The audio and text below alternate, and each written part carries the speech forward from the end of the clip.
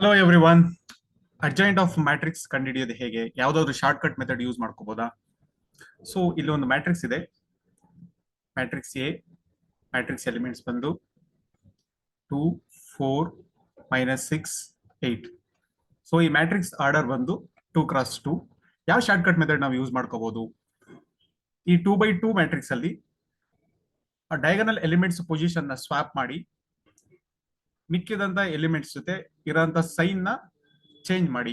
For example, adjoint of matrix A 2 place ಅಲ್ಲಿ 8 ಬರ್ಕೋಬಹುದು, 8 place ಅಲ್ಲಿ 2 ಬರ್ಕೋಬಹುದು, -6 ಇರೋದು +6 ಆಗುತ್ತೆ, +4 ಇರೋದು -4 ಆಗುತ್ತೆ.